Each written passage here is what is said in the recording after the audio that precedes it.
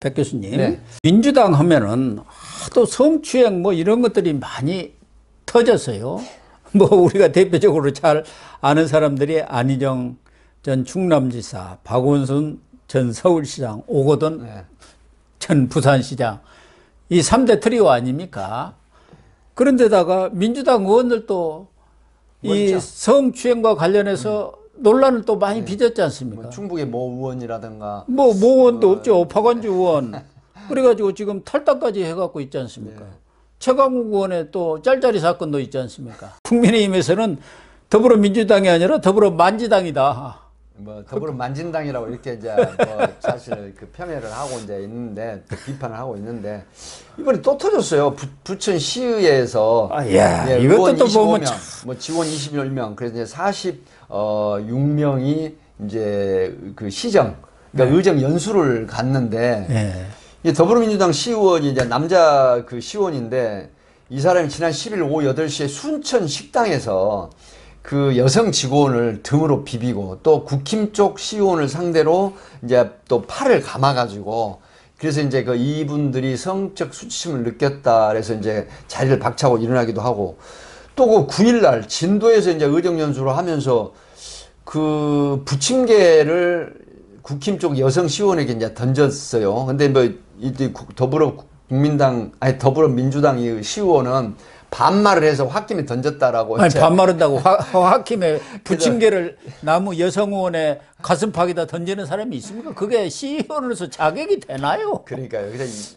그러니까 순천이나 그 이쪽 진도에서 아마 술이 만취됐다고 본인은 그렇게 자인을 하고 있고 지금 기억이 없다 이렇게 얘기를 하면서 CCTV가 이제 보도가 됐지 않습니까? 지금 그 영상이 나돌아다니지 않습니까? 그걸 보면 성추행의 의도가 좀 있다라고 보이는데 본인은 술이 취해서 기억이 없는데 더불어민주당 시의원은 만약에 이게 성추행으로 인정이 되면 사과하고 인정하겠다 또 이렇게 얘기했는데 전격적으로 또 탈당계를 제출했어요. 아니, 민주당은 문제만 생기면 그냥 탈당해버려요. 근데 탈당하는 이유가 또 자체 진상조사가 안 되지 않습니까? 그러니까요. 징계도 안 되잖아요. 예. 그래서 이제 물론 이거에 대한 고소가 제기되면 수사기관에서 수사를 하겠지만 결국은 꼬리자리다 이런 비판이 있는 거죠. 아니, 이번에도 문제가 되니까 송영길 탈당해, 이성만이 탈당해, 윤관석이 탈당해, 김남국이 탈당해. 이 탈당 아주 정당이에요. 탈당 리레이를 하고 있는데 하다못해 이 시의원까지도 이번에 뭐 시의원이 또 문제가 됐습니다만 그 전에도 이러한 자질구레한 사건들이 지방에서도 많이 났어요. 특히 이게 민주당 의원들이 쪽에서 이런 일이 많이 나는 게 무슨 이유입니까? 아직도 지금 자기들이 집권 다 하고 있고 힘을 다 가지고 있다 해가지고 오만방자한 건가요? 그래서 이제 그 민주당 성향을 보면 그 진보 뭐 좌파 운동권 이런 그 대명사처럼 이제 그 만연이 돼 있지 않습니까? 그런데 그런 부분이라고 하면 진보라는 게 뭐예요? 진정한 진보라고 하는 부분은 인권을 중시하면서 어떤 특히 이제 성범죄 같은 부분에 대해서는 성인지 감수성을 내세워서 정말로 적절한 그런 행동을 해야 됨에도 불구하고 앞에 부자가 붙어버리죠. 부적절한 행동. 그래서 결국은 이런 어떤 성범죄가 계속 논란이 되고 있고 또 더불어민주당 쪽 입장에서 보면 지지자들에게도 굉장한 불쾌감 내지는 혐오감을 주는 거거든요, 이게.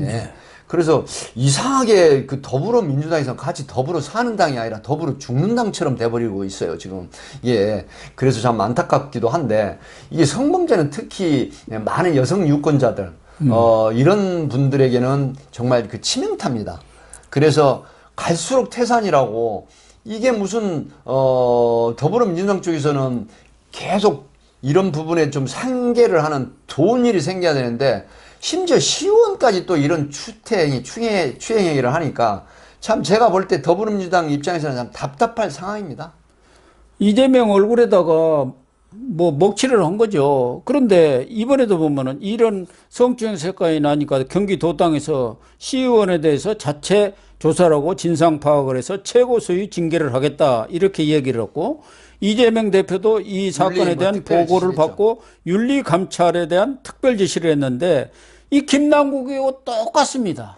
김남국 사건 나니까 진상조사단 그 더 꾸려가지고 진상조사단 하기도 전에 또 이재명도 윤리감찰을 하겠다는데 그 다음날 이 김남국이 탈당해버리니까 와 탈당한 사람 우리가 어떻게 하냐고 손 털어버렸단 말이야. 그러니까 이게 어때서 똑같냐 이 말. 일부에서 이런 비판이 있습니다. 전략적으로 강력하게 진상조사 윤리특별감사를 하겠다 해놓고 네. 내부에는 야 빨리 탈당해. 뒷문 열어주는 거예요. 이렇게 돼버리면 탈당하면 진상조사 의미 없어져 버리거든요. 네. 이런 부분들이 일부에서 그 제기하는 우려가 아니길 바라고요. 정말로 자정 이런 어떤 부분들이 운동이 일어나야 되지 않을까. 아까 말씀하셨지만 반대편에서 더불어민주당이 아니라 더불어만진당이라는 이런 비판을 정말로 뼈아프게 새겨야 되지 않을까. 참 개인적으로도 참 좀 더불어민주당 측면에서는 안타까운 생각이 듭니다. 이현우 의원 같은 경우 뭐 비명계의 대표적인 사람입니다만은 얼마 전에도 그 문자 폭탄 보낸 거 오지게 하나를 공개를 했지 않습니까? 수박 박살내자 뭐 이런 식으로 해갖고 차마 뭐 입에 담기도 험한 그런 문자 폭탄을 날렸는데 이러한 그 비도덕적인 행태가 언제부터 기원이 됐는지 좀 우리 생각해 보자. 그 말이 뭡니까? 이재명 때부터 됐다 그 얘기 아닙니까? 그래서 이제 강성 정치 그 부분들 팬덤 정치라고 보통 하지 않습니까? 예. 그럼 이 팬덤 정치라고 하는 부분은 사실 아이돌이라든가 인기인들을 향한 굉장히 시너지 효과를 주는 거거든요. 근데 정치에서는 이 팬덤 정치가 지나쳐 버리면 결국 이게 약이 아니라 독이 됩니다.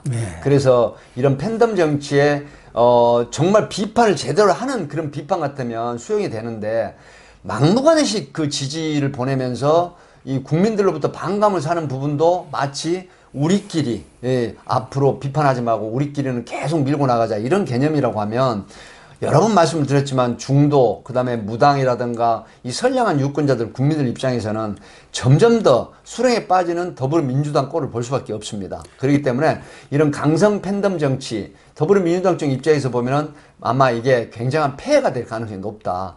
그래서 지금 비명계에서도 이 개딸 그다음에 강성 지지층하고 한번 해보자 하는 그런 자정운동이 일어나고 있다고 하는 보도를 봤는데요.